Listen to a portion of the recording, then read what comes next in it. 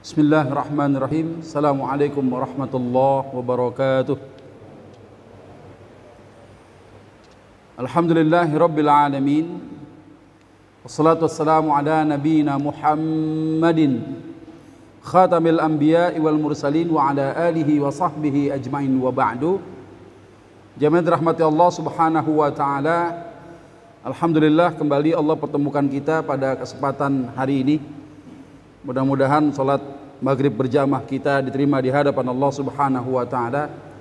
Kita perpanjang waktu kita di masjid yang kita cintai ini. Semoga dengan berkumpulnya kita di tempat ini menjadi wasilah di mana Allah subhanahu wa ta'ala turunkan rahmat, curahkan keberkahan atas kita sekalian. Dan kita sama-sama berharap pada Allah subhanahu wa ta'ala, semoga Allah jamin kesehatan kita, kesehatan keluarga kita, yang sakit-sakit semoga Allah angkat dan sembuhkan penyakitnya insyaallah. Dan semoga dengan hadirnya kita di masjid ini menjadi wasilah juga Allah subhanahu wa ta'ala. Kita mohonkan agar menghilangkan segala bentuk wabah penyakit di tengah-tengah kita sekalian insyaallah. Baik, kita buka dengan membaca lafaz basmalah. Bismillahirrahmanirrahim. Insyaallah hari ini kita akan bahas tentang perhatian Islam terhadap nasab dan pengharaman adopsi itu. Ketika kita bicara tentang nasab, hubungan antara seorang ayah dengan seorang anak menjadi bagian yang tidak bisa terpisahkan. Ayah bagian daripada anak, anak daripada bagian seorang ayah itu sendiri. Maka nasab itu termasuk nikmat yang Allah berikan kepada kita. Sehingga kalau ada orang yang mengingkari nasab, itu termasuk bagian daripada dosa besar di sisi Allah subhanahu wa ta'ala. Karena nasab ini tidak akan hilang sampai hari kiamat. Kita akan dipanggil dengan nama bapak-bapak kita. Maka ini bagian daripada nikmat yang Allah berikan atas kita sekalian. Kita punya bapak gitu.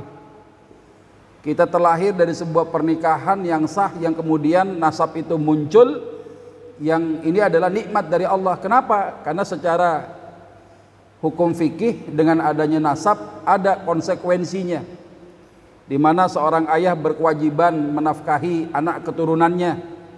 Ketika seorang anak itu lahir wanita, maka ada hak perwalian, dan bahkan ketika ada di antara mereka meninggal dunia, itu ada sebab saling mewarisi. Sehingga nasab ini begitu luar biasa diperhatikan di dalam Islam. Dia tidak akan hilang sampai hari kiamat. Ya, di mana hubungan antara anak dengan ayahnya, ayah dengan anaknya, itu sesuatu yang tidak bisa dipisahkan tuh. A'udzubillahi minasyaitonirrajim. Wa huwallazi khalaqa minal ma'i basharan. Dan dialah Allah subhanahu wa ta'ala yang menciptakan manusia dari air. Ya, kemudian dengan air itu dijadikan manusia, faja'alahu nasaban wa sihran. Ya, dan dengannya si manusia ini punya keturunan. Kemudian adanya musaharah. Musaharah ini pernikahan. Wa kana rabbuka qadira, dan Rabbmu adalah zat yang maha kuasa atas segala sesuatu. Jadi masya Allah, dengan adanya hubungan pernikahan, maka di situ ada nikmat nasab namanya. Nasab ini tidak akan hilang sampai hari kiamat. Nah, di mana syariat yang Allah turunkan atas umat Rasulullah sallallahu alaihi wasallam itu melarang dengan keras kalau ada orang tua yang mengingkari nasab anak mereka sendiri. Ya, ada anak yang mengingkarin bapaknya, bahkan ada orang tua yang mengingkari keberadaan anaknya. Ini pun juga termasuk larangan di dalam syariat yang dibawa oleh Rasulullah Muhammad sallallahu alaihi wasallam. Karenanya di dalam satu hadis, bagaimana Rasulullah SAW beliau sampaikan, ayyuma imra'atin adkhalat ala qaumin man laisa minhum. Wanita mana saja yang menambahkan seseorang dalam satu keluarga, padahal sebenarnya dia bukan termasuk keluarga itu, falaisat minallahi fi syai', maka Allah tidak akan memasukkannya ke dalam surga. Maksudnya bagaimana nih? Ya, ada orang yang mengadopsi anak. Ya. Yang anak itu padahal bukan dari rahim dia. Ya, diaku-aku sebagai anak kandung dia. Ya, hari ini kan kita melihat bagaimana fenomena orang melakukan tipu daya sama anak angkatnya sendiri. Dari kecil udah ditipu dia. Dengan kasih sayang orang tua angkat dengan anak angkatnya seakan-akan menjadi anak kandung sendiri. Padahal di sisi Allah Subhanahu wa taala itu anak ya bukan anaknya sendiri. Nggak boleh kemudian kita menisbahkan nama yang bukan bapak aslinya. Walan yudkhilahu jannatah, dan bahkan Allah Subhanahu wa taala tidak akan memasukkan ke dalam surga. Wa ayyuma rajulin ya jahada waladah wa huwa yanzuru ilaih, dan kemudian laki-laki mana saja yang mengingkari anaknya sendiri, ya padahal dia sendiri mengetahui ya bahwa itu anak adalah bagian daripada dirinya itu. Ihtajaballahu minhu wa fadahahu ala ru'usal awwalin wal akhirin. Maka dia akan terhalang oleh Allah Subhanahu wa taala nanti pada hari kiamat, dan Allah akan mempermalukan di hadapan orang banyak pada waktu dikumpulkan pada hari kiamat nanti. Jadi ini larangan keras ya bagi orang tua yang mengingkari anaknya sendiri. Bahkan kalau ada anak ngingkarin ya nasab orang tuanya, sama aja tuh. Ini bagian daripada bentuk larangan yang ada di dalam syariat Islam itu sendiri. Ya, termasuk juga ya selain daripada itu ada orang tua yang kadangkala dia punya anak angkat, misalnya ada anak yang bergantung pada nasab selain daripada orang tuanya sendiri. Ya, ini juga bagian daripada larangan yang ada di dalam Islam. Di dalam satu hadis Rasulullah sampaikan, manidda'a ila ghairi abi, siapa saja yang ngaku ayah pada selain ayahnya sendiri, dia nyebutin nama yang bukan bapaknya gitu ya. Misalnya fulan bin fulan, ya fulannya itu bukan bapaknya tapi dimasukkan ke dalam ya nasab seakan-akan itu anak punya bapak, yaitu padahal bukan. Wa huwa ya'lam, padahal dia tahu tuh bukan bapaknya. Fal jannatu alaihi haram, maka surga haram buat dia itu. Apalagi kita termasuk yang ngangkat anak udah nipu, bikin akte palsu, ya enggak? Bikin surat kelahiran palsu, seakan-akan kita didisbahkan menjadi bapaknya dia, padahal kita tidak termasuk ya bapak yang bisa atau nama yang bisa dinisbahkan kepada seseorang itu. Ya, dan bahkan dalam hadis yang lain diceritakan, manidda'a ila ghairi abi, barang siapa yang mengaku ya ayah pada selain daripada ayahnya sendiri, dia mengingkari nasab gitu ya. Ya au intamana ila ghairi mawalih, ya atau ada orang yang berintima pada selain tuannya, ini maksudnya budak. Ya, budak itu kan harus patuh terhadap tuannya. Dia nggak boleh tuh ya justru mendurhakai tuannya di masa lalu. Dia tidak tunduk dan patuh kepada majikannya, ya. Fa alaihi laknatullah, maka laknat Allah ya al-mutatabi'atu ila yaumil qiyamah, itu akan mengikutinya terus sampai hari kiamat itu. Ya, ini dengan jelas bahwa kita tidak boleh mengingkari nasab anak kita, termasuk juga tidak boleh mengaku-ngaku menisbahkan orang tua angkat, bapak angkatnya kepada anak angkat itu sendiri. Dan ini pernah terjadi di masa Rasulullah sallallahu alaihi wasallam ketika beliau menikah kepada Sayyidah ya Khadijah radhiyallahu taala anha, yang pada waktu itu Rasulullah belum diangkat jadi nabi dan rasul. Mengangkat seorang anak yang namanya Zaid bin Harithah.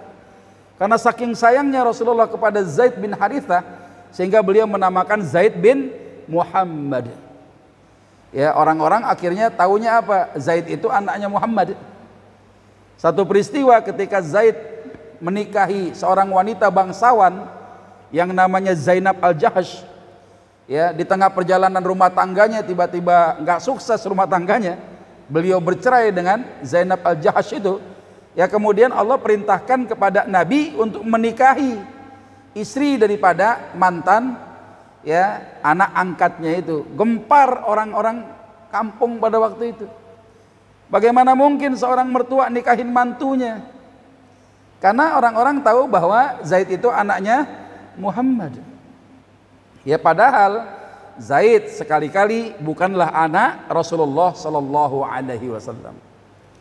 Ya, sehingga turunlah ayat bagaimana Allah perintahkan kepada Rasulullah sallallahu alaihi wasallam, ya ud'uhum liabaihim, panggillah mereka anak angkat itu dengan tetap memakai nama bapak-bapak mereka. Ya, jangan ngilangin tuh, ya. Jangan dihilangkan. Ya, semenjak turun ayat ini kemudian Zaid ya tetap mendapatkan sebagaimana nisbah orang tua aslinya. Nah, jadi berdasarkan beberapa riwayat ini, maka hukum mengadopsi anak yang diharamkan dalam Islam manakala ada orang tua angkat, bapak angkatnya menisbahkan nama dirinya sebagaimana dia seperti bapak kandungnya sendiri, itu hukumnya haram. Ya, itu yang diharamkan dalam Islam dalam hal mengadopsi anak angkat itu. Di mana di dalam Islam itu adalah agama yang lurus, agama yang benar, agama yang adil. Maka penisbatan ya terhadap anak juga harus disandarkan pada prinsip-prinsip keadilan dan kebenaran. Jangan kita melakukan tipu daya kepada anak-anak angkat kita yang bisa menghilangkan ya amalan-amalan kebaikan kita terhadap anak angkat ini. Ya, kenapa? Karena Islam ini siapa saja mau mengadopsi anak ya yang tidak diketahui dia siapa, nasabnya, maka anak angkat itu adalah orang lain yang tidak memiliki sebab saling mewarisi. Bayangkan kalau si anak angkat ini taunya seakan-akan dia anak kandung daripada seseorang yang meninggal dunia, dia kemudian menuntut agar mendapatkan bagian harta warisan. Bukankah ya akan merepotkan ketika orang tua angkat ini wafat meninggalkan keluarga yang berselisih terhadap status yang ada di tengah-tengah keluarganya. Padahal si anak angkat ini sekali-kali dia bukan termasuk ahli waris. Dibilang anaknya bukan dari sisi nasab, ya dari sisi pernikahan pun juga nggak ketemu, sehingga tidak ada sebab saling mewarisinya.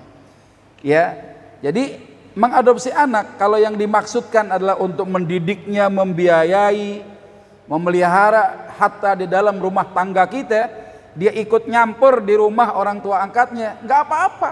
Ini bentuk anjuran yang luar biasa di dalam Islam. Seperti merawat anak yatim, kita nggak sanggup ngawinin emaknya, anaknya aja dah kita bawa, gitu kan? Anaknya aja kita bawa dah ke rumah, ya nggak? Ya, anaknya kita rawat, kita biayain, kita nafkahi sebagaimana perlakuan kita sama kayak anak sendiri itu anjuran dalam Islam. Ya, cuma yang jadi masalah, gitu kan? Ya, tetap perilaku kita terhadap anak angkat kita, dia bukan mahram kita.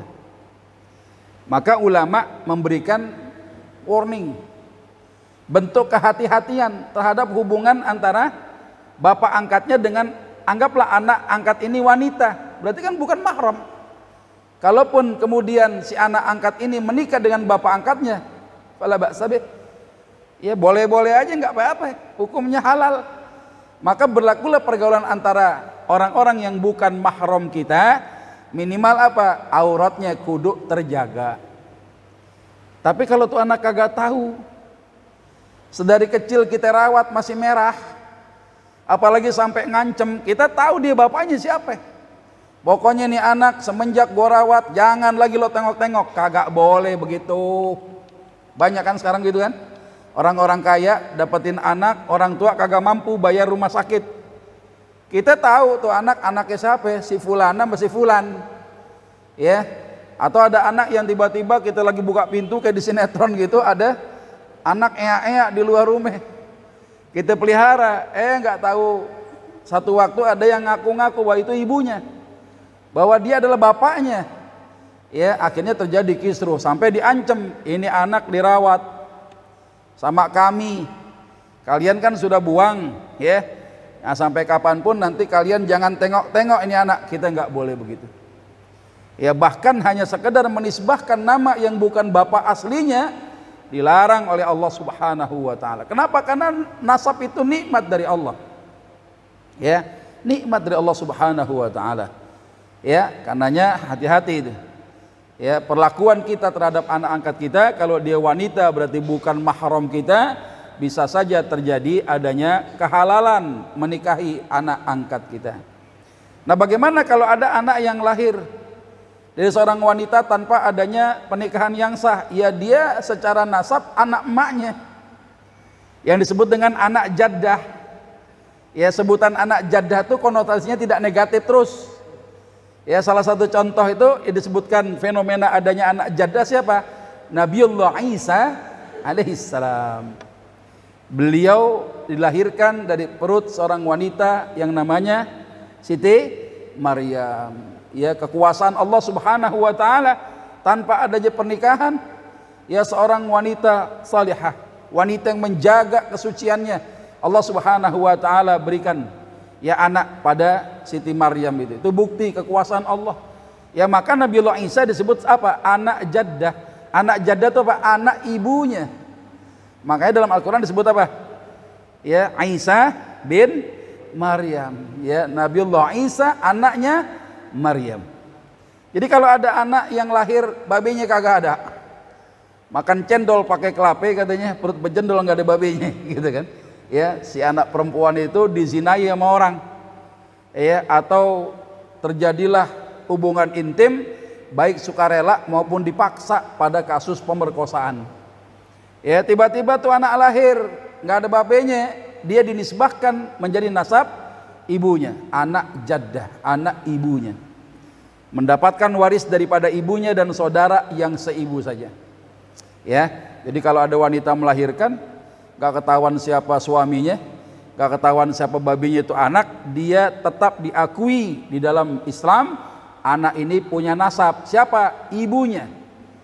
Makanya disebut dengan nama anak jaddah. Bukan haram jaddah, bukan. Yang haram mah perbuatan babi sama emak yang berzina itu. Ya, anak gak bawa dosa turunan. Ya, jadi disebut dengan anak jaddah, ya anak ibunya. Ya. Nah, bagaimana Islam mengatur sebab-sebab penetapan nasab? Kapan sih nasab orang itu bisa ditetapkan? Pertama, ulama bicara tentang masa kehamilan. Ya, sebagaimana riwayat Abdullah ibn Abbas radhiyallahu taala anhuma, ya, fa innahu rawa, beliau mengisahkan ada satu peristiwa, anna rajulan yatazawwaja imra'atan. Ada seorang laki-laki menikahi seorang wanita. Ya, faja'at biwaladin li sittati ashhur. Ya, tiba-tiba setelah 6 bulan istrinya melahirkan. Biasanya kan kalau medis menyebutkan 9 bulan berapa? 10 hari. Ada laki-laki menikahi wanita, setelah akad nikah 6 bulan lahir. Pada gempar.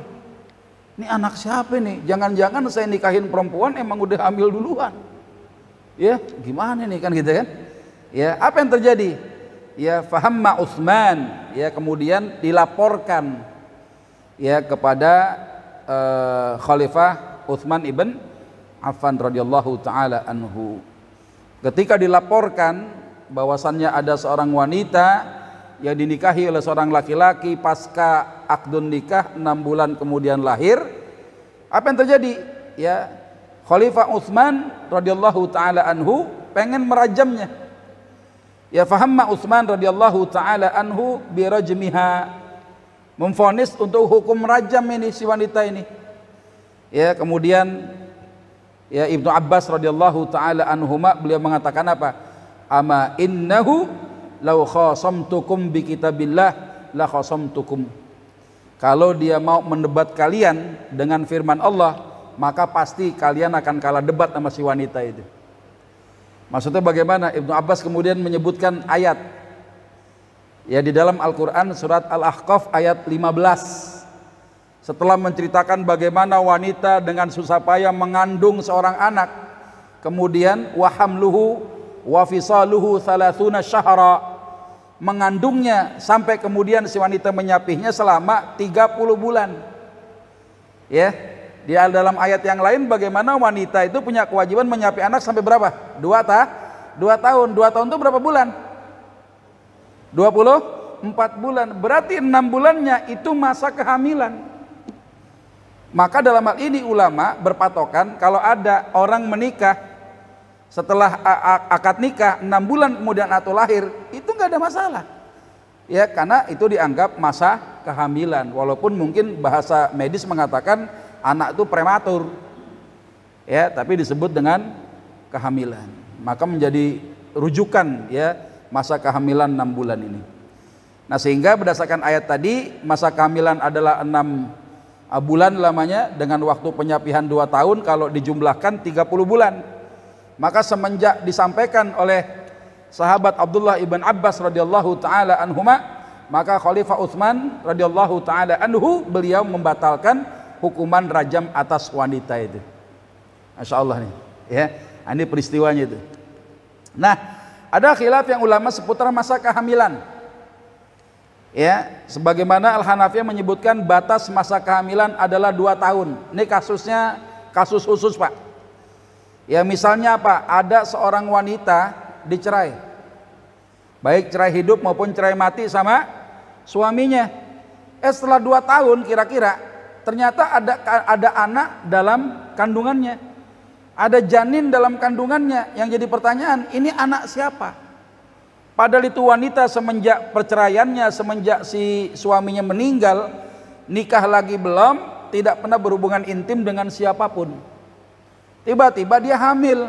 Kalau tetangga ribut tuh, rame itu. Wah, tuh orang ya ditinggal mati sama lakinya, tiba-tiba perutnya berjendol. Mas apa ya? Paling begitu ya. Padahal enggak. Ya, ada peristiwa di mana seorang yang ditinggal wafat oleh suaminya, dia belum menikah lagi, ada waktu 2 tahun. Ya, coba kita lihat ini sebagaimana pandangan Al-Hanafiyah ya. Ini adalah waktu bagaimana suami menceraikan istrinya atau suami meninggal dunia. Ya, masuk kepada tahun pertama pasca kematian suami, masih kosong perutnya. Tiba-tiba masuk ya 2 tahun pasca perceraian suaminya, ada janin di dalam perutnya. Maka kalau si wanita ini berikrar di hadapan qadhi, di hadapan hakim di sebuah pengadilan, dia mengucapkan lafzul qasam, wallahi billahi tallahi, semenjak saya ditinggal wafat oleh suami saya belum pernah menikah lagi, dan demi Allah saya tidak pernah berhubungan intim dengan siapapun. Maka anak itu bisa dinisbahkan menjadi nisbah nasab siapa? Bapaknya yang telah meninggal dunia atau suami yang telah menceraikannya. Maka di situ akan ada nikmat. Apa nikmatnya? Kalau salah satu di antara bapak sama anaknya wafat, ada warisan namanya. Jelas ya? Warisan udah dibagi tuh. Ya, udah dibagi, dianggap si wanita ini suaminya nggak punya anak. Tiba-tiba ada anaknya, hitung lagi warisannya. Ya nggak? Dihitung lagi. Kenapa? Karena anak dalam kandungan itu tetap diperhitungkan hak warisnya oleh para ulama. Tapi kapan menghitungnya? Ntar kalau dia dipastikan hidup keluar daripada rahim emaknya sendiri. Ya, nah ini kemudian ulama Syafi'iyah dan ulama-ulama Al-Hanabilah berpendapat batas masa kehamilan adalah 4 tahun. Alasannya apa? Memang tidak ada dalil tentang masa kehamilan 4 tahun ini, tapi faktanya ulama-ulama Syafi'iyah, ulama-ulama Al-Hanabilah menemukan fakta ada wanita daripada Bani Ajlan mengalami masa kehamilan selama 4 tahun. Ya, tadi kan 2 tahun tuh. Ya, hitungannya bagaimana? Anggaplah misalnya di sini suami wafat. Tahun pertama pasca wafatnya suami aman. Dia belum menikah juga, tidak berhubungan intim dengan siapapun. Sampai tahun kedua, tahun ketiga, di tahun yang keempat ada janin di dalam perutnya itu. Maka ketika tadi dengan syarat tadi ya, sebagaimana yang saya sampaikan sebelumnya, pendapatnya Abu Hanifah atau ulama-ulama Al-Hanafiyah, maka anak ini dinisbahkan menjadi nisbah nasab bapaknya yang telah wafat itu atau yang telah menceraikan ibunya. Ya, sementara ulama lain, ulama Al-Malikiyah berpendapat batas masa kehamilan adalah 5 tahun. Ya, jadi buat kita yang belajar ya, ini malam jangan buru-buru memvonis bahwa wanita si jande itu tiba-tiba berjendol perutnya dia selingkuh. Enggak. Ada satu peristiwa ya yang itu terjadi di tengah-tengah para ulama. Ya, ada wanita dari Bani Ajlan itu setelah 4 tahun ada janinnya. Masya Allah kan. Ya, ada janinnya. Ya, ini kan luar biasa tuh. Ya, sehingga kalau dia tidak pernah berhubungan intim dengan siapapun, anak itu dinisbahkan dengan si suaminya atau si ayahnya yang telah meninggal dunia. Itu bedanya. Nah, kalau ada wanita mu'taddah, apa wanita mu'taddah ini? Wanita yang menjalani masa iddah. mengakui bayi yang dilahirkannya dalam masa penentuan nasab, sementara suaminya ngingkarin. Ya, habis dicerai, masa iddah. Sekarang pertanyaan nih, wanita hamil tuh boleh dicerai, boleh nggak? Sah nggak seorang suami menceraikan bini lagi hamil, sah apa enggak? Sah nggak? Sah. Ya, nggak ada masalah. Yang nggak boleh menceraikan istri dalam keadaan menstruasi atau malamnya ditiduri, besoknya dicerai, kagak boleh. Ya, kalau mau menceraikan istri itu dalam keadaan masa suci dan belum ditiduri. Ya, kalau ada baru malam ditidurin besoknya dicerai, nggak bisa tuh, nggak jadi jatuh talaknya tuh. Ya, jadi kalau mentalak istri itu dalam kondisi kondisi masa suci, belum kita tiduri, disitulah suami mentalaknya itu. Ya, kalau ada wanita dari masa iddah, tiba-tiba dia mengandung, bilang, bang, abang nggak apa-apa diceraikan saya, tapi ini perut bejendol bang, ada anak abang katanya. Suaminya kagak ngakuin, gua nggak ngerasa, tuh bukan anak gua tuh. Ya, anak si fulan kali tuh, gitu misalnya ya. Bagaimana kalau ada suami yang mengingkari anak dalam kandungan bininya? Ya, Al-Imam Abu Hanifah rahimahullah mengatakan, bayi itu secara nasab tidak mengikuti nasab suami. Kenapa? Karena suami ngingkarin. Tuh kalau bener itu anaknya, dia tahu, dia nggak ngakuin, tadi itu hukumannya itu. Allah akan mempermalukan si suami ini di hadapan orang banyak di padang mahsyar nanti. Aibnya dibuka, malunya luar biasa. Ya, setiap orang bisa ngelihat. Ya, bayi itu secara nasab tidak mengikuti suami kecuali ada 2 orang saksi atas kelahirannya dengan cara pengajuan kepada pengadilan. Jadi ya tetap ada investigasi, Pak. Suami yang mengingkari nasab atau janin yang ada dalam seorang wanita dalam masa iddah, maka dia mengadu kepada pengadilan si istri ini. Nanti pengadilan akan melakukan investigasi bagaimana menetapkan apakah betul itu adalah anaknya atau bukan. Harus. Ya, Islam ini menjamin gak asal-asalan gitu, gak ngakuin tiba-tiba selesai. Sampai bilang, ya ada proses pengadilan. Ya, dan bahkan ada 2 orang sahabatnya Abu Hanifah yang namanya Abu Yusuf Muhammad Hasan Asy-Syaibani. Beliau membolehkan kesaksian seorang wanita atas kelahirannya. Misalnya ada seorang wanita lahir anaknya, gitu ya. Ketika lahir butuh saksi siapa? 1 orang wanita saja cukup. Ini yang disebutkan di dalam satu riwayat, annan nabiyya sallallahu alaihi wasallam ajaza syahadatal qafiyah. Rasulullah SAW membolehkan kesaksian seorang bidan. Jadi kalau bidan memang benar gitu kan, ya itu anaknya memang dia lahir gitu, ya maka kesaksian seorang wanita ini dibolehkan ya di dalam Islam itu sendiri. Ulama Al-Malikiyah mengatakan penentuan bayi yang dilahirkan seperti juga penentuan kelahiran, yaitu syaratnya apa? 2 orang wanita. Ya. Sementara ulama Syafi'i beliau menetapkan kalau ada 2 orang saksi laki-laki itu setara dengan 4 wanita. Maka dalam hal urusan wanita nggak boleh kurang dari 4 saksi orang wanita. Nah, ini perbedaan pendapat ulama nih. Yang jelas seluruh ulama ya menginginkan ada maslahat. Jangan sampai seorang suami bisa dengan mudahnya ya mengingkari nasabnya tanpa melalui proses pengadilan. Ya. Yang kedua, ada penentuan nasab dengan penelitian. Sekarang udah canggih kan, pakai tes DNA. Tapi ada satu lagi saya lupa namanya itu, lebih canggih daripada tes DNA. Ya, saya kurang update ini, tapi saya pernah dengar istilahnya itu. Nanti mohon dikoreksi aja. Nah, bagaimana penentuan nasab dengan penelitian ini? Dalam masa iddah, tiba-tiba wanita menikah lagi. Nggak lama pas nikah melahirkan bayi. Ini gimana urusannya gitu kan? Baru aja nikah, nggak lama bayinya lahir. Ya, masa iddah loh. Ya, lagi masa iddah. Dia tiba-tiba menikah, kan pernikahannya fasid tuh. Pernikahannya secara akad rusak nggak? Rusak. Karena kita nggak boleh menikahi seorang wanita dalam masa iddah, nggak boleh. Dalam masa iddah tiba-tiba wanita menikah lagi lantas melahirkan bayi, siapa yang jadi bapaknya? Apakah suami yang dulu atau suami yang baru kan gitu? Ya, coba kita lihat ini. Apakah masalah ini diserahkan kepada al-qafah, ahli nasab, ahli genetik gitu kira-kira. untuk melakukan yang namanya al-qiyafah, penelitian jejak genetik pada seseorang ini. Di masa Nabi udah ada, Pak. Di masa Nabi udah ada ya para ahli genetik sehingga bisa menentukan ini anak siapa sebenarnya, gitu kan. Karena pada waktu di masa jahiliyah ada wanita kalau mau dinikahin itu mesti digilir sama 10 orang laki-laki itu. Ya, nanti kalau pas lahir 9 bulan 10 hari anaknya bagian wajah mirip siapa kira-kira di antara 10 orang itu, maka yang banyak kemiripannya dia yang punya hak untuk menikahi wanita itu. Ya, ternyata ahli genetik itu sudah ada di masa Rasulullah. Ya, coba kita lihat ini. Ada hadisnya.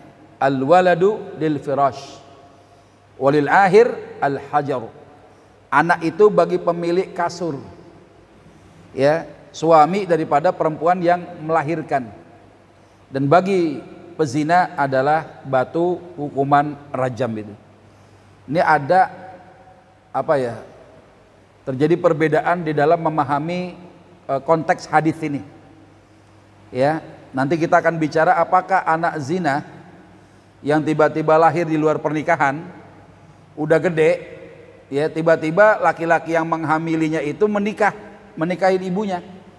Apakah ada ketersambungan nasab atau tidak? Antara bapak biologis yang nikahin emaknya, anak itu sudah lahir udah gede, apakah binnya itu bisa nyambung apa enggak? Kenapa? Karena dia bapak biologisnya. Gitu ya. Nanti kita lihat ini perbedaan.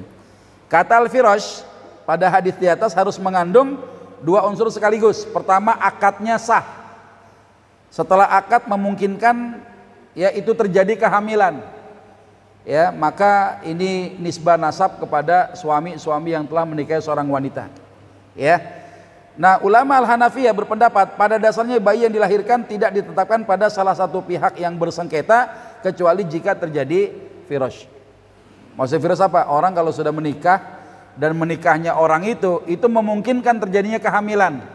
Misalnya si laki-laki nggak impoten, ya, laki-laki punya kemampuan ya menghamili seorang wanita gitu ya. Maka dia pemilik firash ini adalah pemilik nasab. Ya, jadi al-waladu lil firash kata ulama al-Hanafiyah berdasarkan hadis ini, nasab seorang anak dinisbahkan kepada orang tuanya yang telah melakukan persetubuhan dalam pernikahan yang sah. Artinya nasab itu muncul akibat pernikahan yang sah.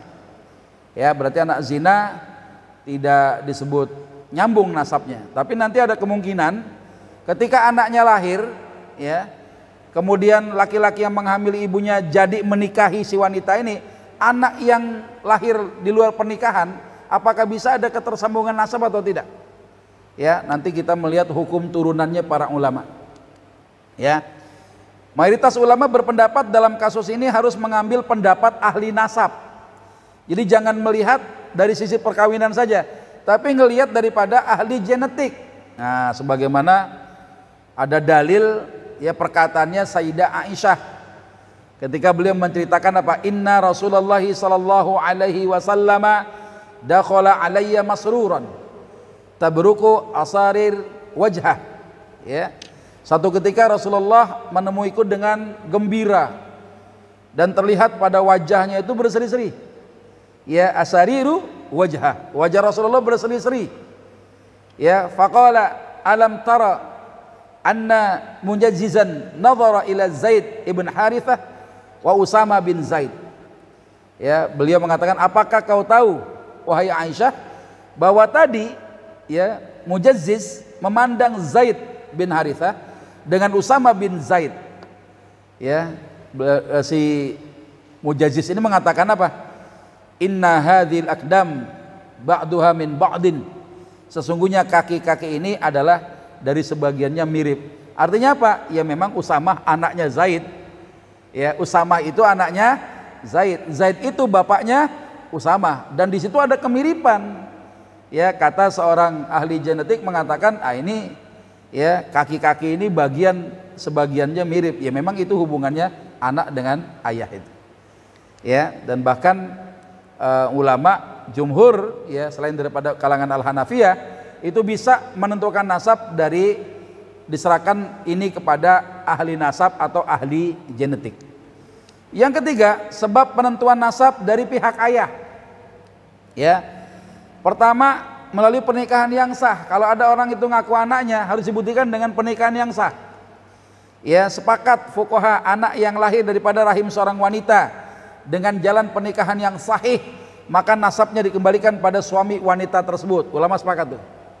Ya, pernikahan yang sah itu ya munculnya adanya nikmat nasab. Ya, tadi pernikahan yang sah itu, ya.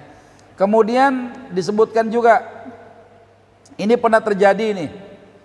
Ya, mengacu kepada pernikahan yang sah ketika Sayyidah Aisyah radhiyallahu taala anha meriwayatkan, ikhtasama Sa'ad wa Abdu ibnu Zam'ah fi ghulam.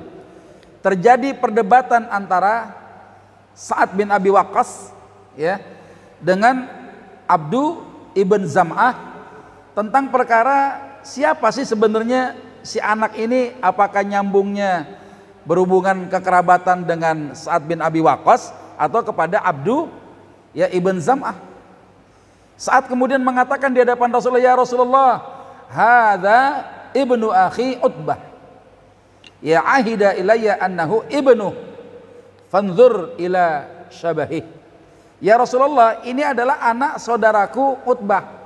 Artinya Sa'ad bin Abi Waqqas mengatakan, ini keponakan saya Rasulullah. Ya, ini keponakan saya dan saya menyaksikan bahwa ya dia adalah anaknya. Coba lihat betapa miripnya dia. Ya.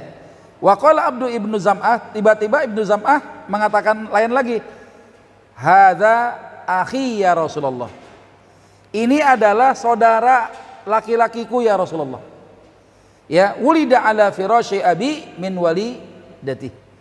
Ya, ini ternyata anak ini lahir karena ada lahir di atas kasurnya ayahku, dan itu dilahirkan dari seorang wanita, istrinya ayah, gitu kurang lebih ya.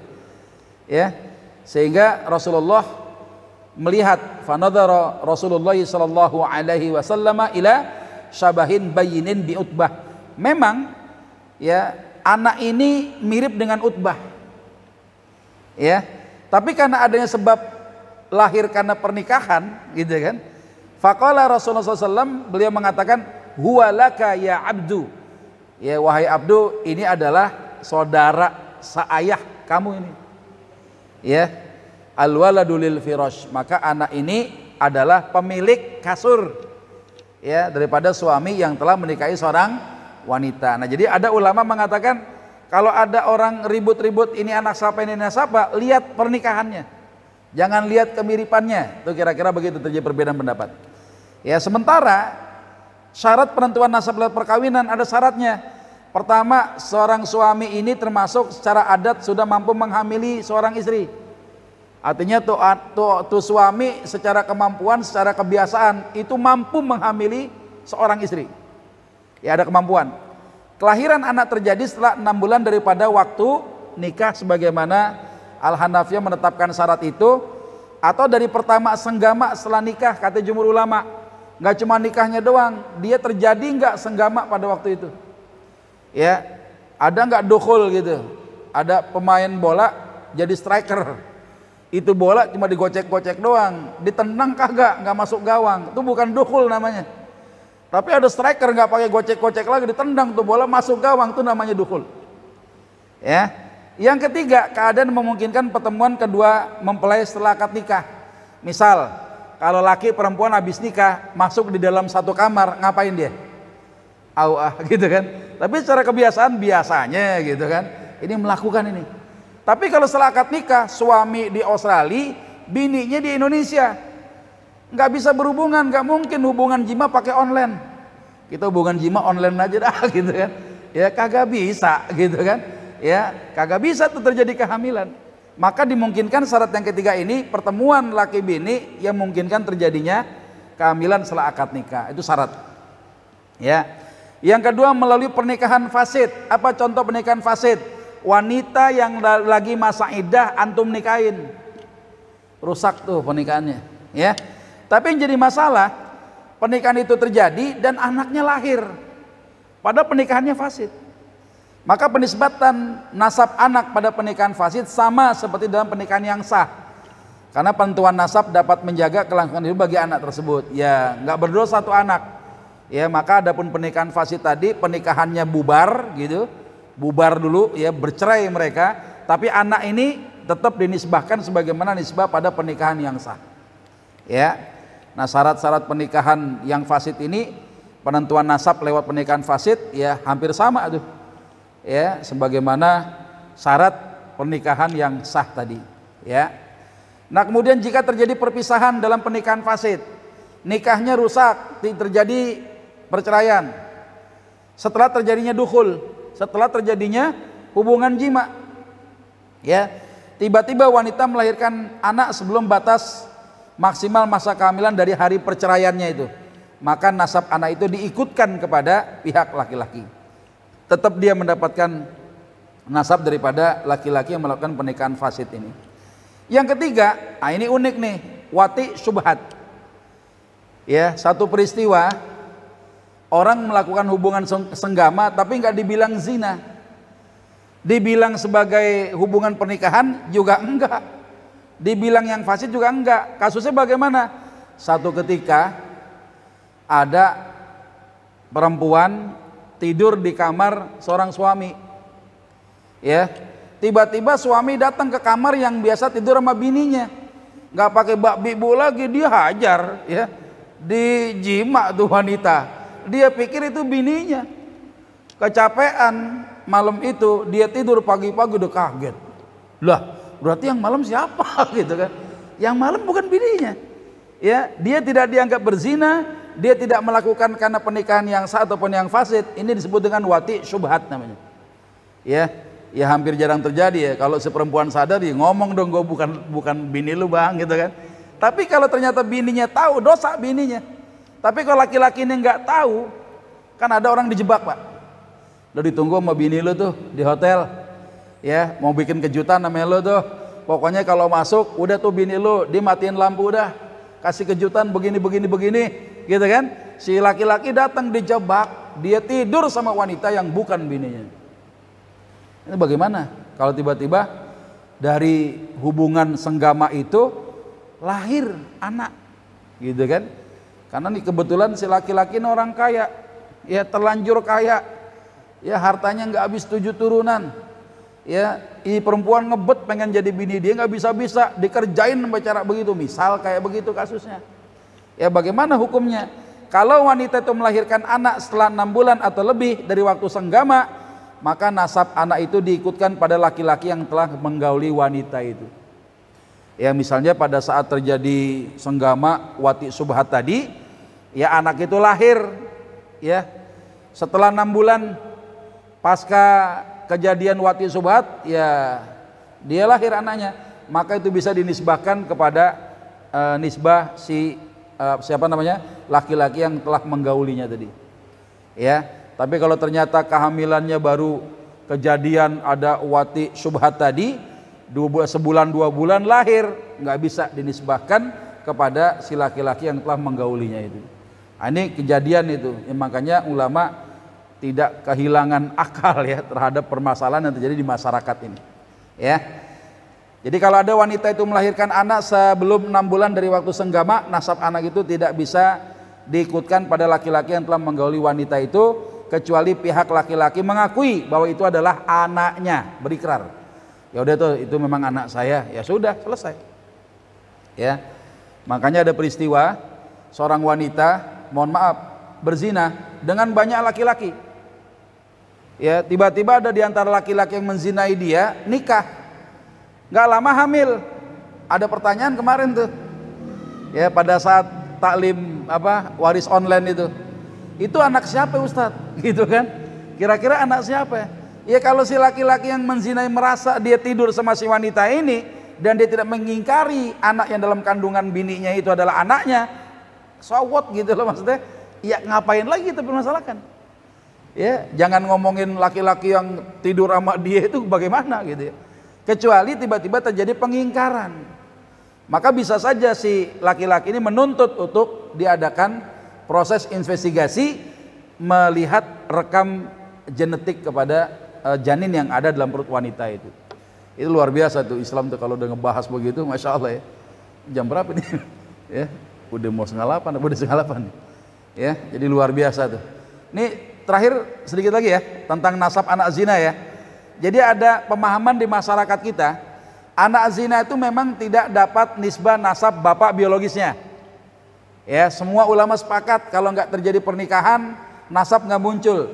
Tapi bagaimana kalau ada anaknya sudah besar, terjadi pernikahan antara laki-laki ayah biologisnya dengan si wanita yang dulu pernah dia hamilin itu? Apakah terjadi ketersambungan nasab? Coba kita lihat.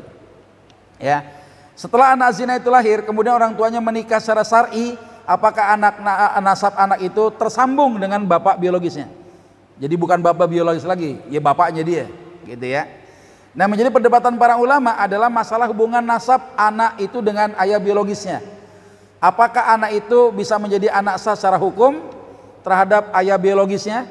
Ya, perbedaan ini ternyata muncul, kemudian menimbulkan konsekuensi hukum turunan. Kalau ada orang yang mengatakan, ya, anak hasil zina dengan ayah biologisnya tidak terjadi hubungan nasab, maka konsekuensinya kalau anak itu seorang wanita, antara bapak biologisnya dengan anak si hasil zinanya itu bukan mahram, Pak. Berarti kalau kita pakai pendapat ini, bapak biologisnya bisa menikahi anak hasil zina sendiri. Kan luar biasa nih. Ya, rusaknya kesucian nasab kan di situ akibat perzinaan itu. Kalau ternyata bapak biologisnya nggak nyambung nasabnya dengan si wanita ini, konsekuensinya dia bukan mahram. Karena kemahraman itu muncul akibat pernikahan yang sah ada nasab. Kalau bukan mahram, anggaplah dia nggak nikahin emaknya, tapi nikahin anak hasil zinanya, itu jadi masalah tuh. Kalau kita pakai pendapat pertama, gitu ya. Ya. Nah, kemudian kalau kita pakai pendapat yang kedua, yang menolak ketersambungan nasab mereka, ya. Tadi kalau ada nolak, berarti kan mahramnya muncul, bisa menikah. Nah, sekarang kalau seandainya ada pendapat yang ya nisbah nasab anak ini kembali kepada ayah biologisnya, maka dengan dia mendapatkan nasab itu muncul kemahromannya sebagaimana layaknya seorang ayah dengan anak perempuan kandungnya itu. Nah, sekarang pertanyaannya, kalau ada anak wanita lahir daripada perut seorang wanita karena zina, udah lahir ya, kemudian bapak biologisnya baru nikahin emaknya, nyambung kagak nasabnya? Nah, akhirnya terjadi dilema semacam ini. Ada pendapat yang mengatakan dia nggak nyambung nasabnya, berarti kemahromannya nggak muncul. Kalau begitu bisa saja si laki-laki yang menghamili emaknya nggak nikahin emaknya bisa ngawinin tuh anak hasil zinanya sendiri. Udah kayak binatang aja udah mirip. Ya, tapi kalau seandainya nyambung nasabnya aman, gitu kan? Berarti dia hubungan ayah dengan anak perempuan kandungnya, tapi dengan syarat terjadinya pernikahan. Nah, sehingga disinilah akhirnya ada pendapat, ya. Mayoritas ulama fikih dari mazhab Hanafi, Maliki, Hambali, termasuk salah satu kaul daripada mazhab Syafi'i, menyatakan seorang lelaki tidak boleh menikahi anak perempuan dari hasil zinanya itu. Sebagaimana ia tidak boleh menikahi anak-anak perempuannya daripada hasil pernikahan yang sah. Ini dibantah memang dari sekian banyak mujtahid di antara kalangan ulama Syafi'iyah, karena sebagian besar ulama Syafi'i itu memandang perzinaan itu tidak muncul kemahroman sehingga bapak biologisnya bisa ngawinin anak hasil zinanya. Tapi ini pendapat pertama mengatakan itu, anak zina dengan bapak biologisnya sampai kapanpun juga dia nggak nyambung nasabnya. Tapi walaupun nggak nyambung nasabnya, dia dilarang untuk menikahinya. Nah, ini kan terjadi benturan dua pendapat tadi. Satu sisi nggak nyambung nasab, ya padahal nasab itu muncul karena pernikahan yang sah, tapi zina dianggap memunculkan kemahroman. Kan kemahroman karena hubungan itu kan ada pernikahan yang sah. Ini bertolak belakang nih, ya. Bahkan mazhab Maliki menyatakan kalau ada seorang laki-laki berzina dengan seorang wanita, kemudian wanita itu hamil melahirkan anak wanita, maka anak perempuan itu haram dinikahi oleh ayah biologisnya. Begitu juga kalau si laki-laki ini punya orang tua sama kakek biologisnya kagak boleh juga. Ya, ini pendapat pertama nih, ya. Pendapat yang kedua, sebagaimana ulama-ulama Syafi'iyah memandang tidak ada hubungan kemahroman antara anak perempuan hasil zina dengan laki-laki yang menjadi ayah biologisnya, nggak ada. Berarti kalau begitu bapak biologisnya bisa nikahin tuh anak zinanya. Nah, sekarang pertanyaannya, kalau sempat menikahi ibunya bagaimana? Apakah ada ketersambungan nasab atau tidak? Nah, kita lihat. Seandainya pernikahan sah antara kedua orang tuanya tidak pernah terlaksana, maka tidak ada garis nasab antara anak gadis itu dengan ayah biologisnya. Ya, boleh kita bilang sebagai ayah biologis, bukan ayah secara syar'i. Maka tidak ada hak mewalikan, tidak ada saling mewarisi, tidak ada kewajiban menafkahi si anak ini. Ya, karena secara hukum dia bapak biologis saja. Tapi di antara ulama ada memandang kalau ayahnya sempat nikahin ibunya secara syar'i, maka hubungan nasab antara ayah dengan anak akan tersambung kembali. Nah, ini yang jadi pemahaman yang tidak banyak beredar di masyarakat kita. Seorang wanita berzina dengan seorang laki-laki, dia hamil, ya, lahir anaknya, tiba-tiba udah gede, dia mau menikah. Bisa nggak papa biologisnya jadi wali dia? Bisa nggak kira-kira? Laki-laki yang menghamil ibunya belum sempat nikahin dia, itu anak perempuan udah gede, mau nikah, bisa nggak papa biologisnya jadi wali buat dia? Bisa saja, dengan satu cara. Apa caranya? Si bapak biologisnya harus menikahi ibunya dulu. Ketika terjadi pernikahan dengan ibunya si bapak biologis ini, maka di situ muncullah ketersambungan nasab antara bapak biologisnya dengan pernikahan yang sah tadi, nyambung nasabnya. Kok bisa begitu? Iya, nasab itu nikmat dari Allah, anak tidak menanggung dosa atas perbuatan orang tua. Ya, bayangkan kalau seandainya terjadi pernikahan, akhirnya muncul anak lahir hasil pernikahan dengan anak hasil zina. Ini gimana urusannya dalam rumah tangga? Jadi kisruh.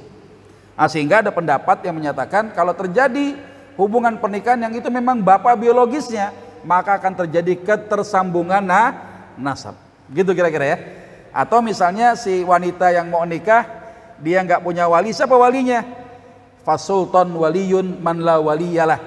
Ya, penguasa, kepala negara, khalifah, amirul mukminin menjadi wali atas wanita yang nggak punya wali. Ya, di Indonesia siapa kira-kira? Pak Jokowi. Ya, harus jadi wali wanita yang nggak punya wali. Tapi karena adanya menteri jadi pembantunya, nyuruh menteri agama yang baru tuh, jadi wali. Sibuk juga, jabatan baru, warawirik kesono kemari, akhirnya ujung-ujungnya siapa? Petugas KUA, kepanjangan tangan pemerintah. Sejarahnya begitu tuh. Akhirnya orang KUA, penghulu yang jadi wali bagi wanita yang kagak punya wali. Wallahu a'lam bishawab. Itu yang bisa disampaikan. Masih banyak harus dibahas karena waktu nggak cukup juga. Saya yakin juga ada pertanyaan, tapi juga waktunya juga terbatas. Insya Allah ya, untuk pertanyaan nanti kita akan lanjutkan pada pertemuan hari Sabtu kedua ya. Hari Sabtu kedua tahun depan, insya Allah. Mudah-mudahan dikasih umur panjang. Ya, tahan dulu pertanyaannya, insya Allah kita akan lanjutkan. Itu saja yang bisa disampaikan. Banyak bicara, banyak salah. Kalau salah saya minta maaf kepada Allah, sama-sama kita memohon ampunan.